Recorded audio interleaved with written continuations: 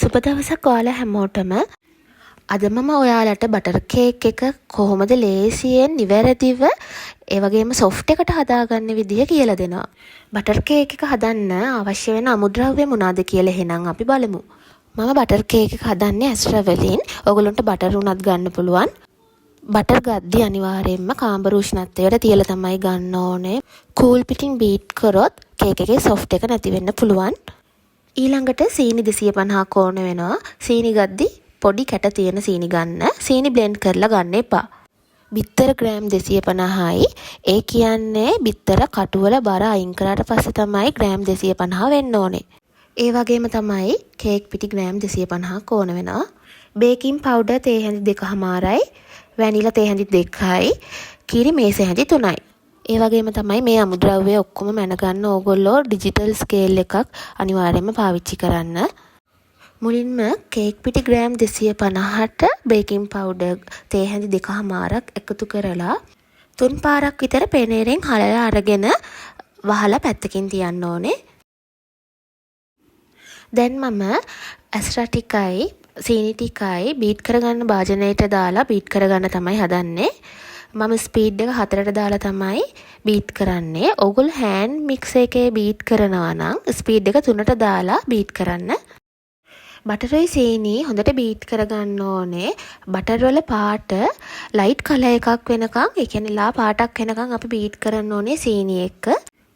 මම විනාඩි 8ක් වගේ ස්ටෑන්ඩ් මික්ස් එකෙන් බීට් කරගන්නවා. ඔයගොල්ලෝ හෑන්ඩ් මික්ස් එකේ බීට් කරගන්නවා නම් විනාඩි 10ක් හෝ 12ක් හොඳට බීට් කරගන්න ඕනේ. දැන් මේ තියෙන්නේ විනාඩි 8කට විතර පස්සේ ඔයගොල්ලන්ට පේනවා ඇති බටර් වල පාට වෙනස් වෙලා තියෙන්නේ. දැන් ගොඩක්ම ලයිට් කලර් එකක් වෙලා තියෙන්නේ. ඒ වගේම තමයි දැන් ඔයගොල්ලන්ට පේනවා ඇති මේ මිශ්‍රණය හොඳටම ක්‍රීමි විදිහට තියෙනවා කියලා. ඉතින් මෙන්න මේ පදම තමයි අපිට ඕන වෙන්නේ කේක් එක සොෆ්ට් එකට හදාගන්න. බටර් ටික මේ විදිහට හොඳට බීට් කරගත්තට පස්සේ මම බිත්තර ටික එකතු කරනවා. බිත්තර දාලා බීට් කරද්දී ඔයගොල්ලන්ට කැමති නම් බිත්තර වෙන වෙනම එකතු කරලා බීට් කරන්නත් පුළුවන්. නැත්නම් මේ විදිහට බිත්තර ඔක්කොම එකපාර දාලා බීට් කරගන්නත් පුළුවන්. බිත්තර ටික එකතු කරාට පස්සේ විනාඩි 5ක් විතර හොඳට බීට් කරන්න ඕනේ ආපහු. දැන් මේ තියෙන්නේ විනාඩි 5කට විතර පස්සේ ඔයගොල්ලන්ට පේනවා ඇති බිත්තර හොඳට බීට් වෙලා තියෙන්නේ බටර් එක. ඊට පස්සේ මම කේක් පිටි ටික එකතු කරගන්නවා. ඊට පස්සේ මම ස්පැචුලා එකෙන් කේක් පිටි ටික හොඳට කලවම් කරගන්නවා බටර් මිශ්‍රණයත් එක්ක. ඒ මිශ්‍රණයටම වැනිලා සහ කිරි ටික මම එකතු කරගන්නවා. ඊට පස්සේ මම මේ මිශ්‍රණය ආපහු සැරයක් විනාඩි 2ක් විතර හොඳට බීට් කරගන්නවා.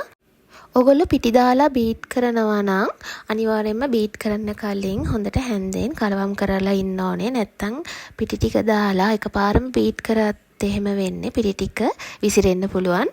පිටි දැම්මට පස්සේ ඕව බීට් කරන්න එපා. අනිවාර්යයෙන්ම විනාඩි 2කට වඩා බීට් කරගන්න එපා. කැමති කෙනෙක්ට බීට් කරන්නේ නැතුව ස්පැචුලා එකෙන් විතරක් කලවම් කරලා ගන්නත් පුළුවන්. ඉතින් මේ තියෙන්නේ මම හදාගත්ත ක්‍රීමි බටර් කේක් මිශ්‍රණය. හොඳටම ක්‍රීමි ගතියට තමයි තියෙන්නේ. හොඳට බීට් වෙලා තියෙනවා. මම මේ මිශ්‍රණය දාන්නේ අඟල් 6ක් පළල අඟල් 10ක් දිග ඍජු කෝණාසර කේක් තැටියකට. ඒ වගේම තමයි ඕගොල්ලොන්ට මේ වගේ 4 කේක් තැටියකට උනත් දාගන්න පුළුවන්. මේකේ ප්‍රමාණය වෙන්නේ අඟල් 8යි 8. කේක් ට්‍රේ එක හදාගද්දී අපි මුලින්ම කේක් ට්‍රේ එකට ඔයිල් ටිකක් හරි බටර් ටිකක් හරි ගාලා ඊට උඩින් තමයි ඔයිල් පේපර් එක දාන්න ඕනේ. ඔයිල් පේපර් එක දැම්මට පස්සේ නැවත බටර් ගාන්න එපා. මම හදාගත්ත කේක් මිශ්‍රණය දැන් කේක් ට්‍රේ එකට දාගන්නවා.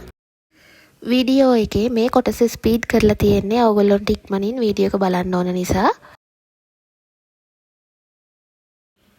මම දැන් කේක් මිශ්‍රණය කේක් ට්‍රේ එකට දාගත්තට පස්සේ හොඳින් විහිදිලා යන ආකාරයට මේ විදිහට ස්පැචුලා එකෙන් තුනී කරගන්නවා.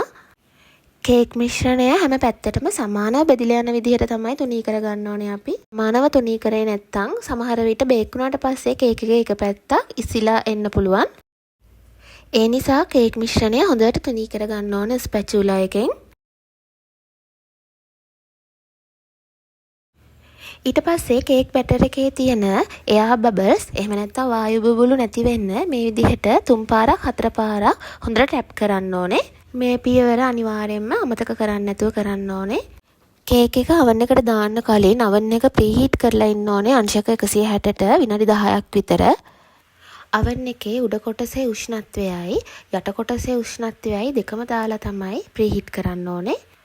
මම කලින් කරපු චොක්ලට් කේක් වීඩියෝ එකේදී මම පැහැදිලි කරලා තියෙනවා oven එකකට කේක් එකක් දාද්දී මොනවාද සැලකිලිමත් වෙන්න ඕන කරුණු කියලා. මම ඒ කලින් කරපු චොක්ලට් කේක් වීඩියෝ එකේ link එක මේ වීඩියෝ එකේ description box එකේ දාන්නම්. බලපු නැති කෙනෙක් ඉන්නවා නම් චොක්ලට් කේක් එකක් හදන හරිම විදිහ මම පැහැදිලිව කියලා දීලා තියෙනවා. ඉතින් මේ තියෙන්නේ මම හදාගත්ත බටර් කේක් එක. මට කේක් එක බේක් වෙන්න හරියටම විනාඩි 40ක් තමයි ගියේ. ඕගොල්ලන්ට පේනවා ඇති කේක් එක හොඳට බේක් වෙලා තියෙන්නේ. උඩින් පොඩ්ඩක්වත් කර වෙලා නැහැ. ඒ වගේම හොඳ සොෆ්ට් එකට ගානට බේක් වෙලා තියෙනවා. මම ඕගොල්ලන්ට කේක් එක කපලා පෙන්නන්නම් කේක් එක ඇතුලේ මොන වගේද තියෙන්නේ කියලා බලන්න. මම කේක් කෑල්ලක් අරන් පෙන්නන්නම්. මේ බලන්න කේක් කෑල්ල හරිම සොෆ්ට්. ඒ වගේම හරිම ලස්සනයි. ඇතුළේ හොඳට බේක් වෙලා තියෙන්නේ. ඔයගොල්ලන්ට පේනවා ඇති කේක් එක වේලිලා නැහැ. හොඳ මොයිස් ගතියට තියෙනවා. සොෆ්ට් එකට තියෙනවා කේක් එක.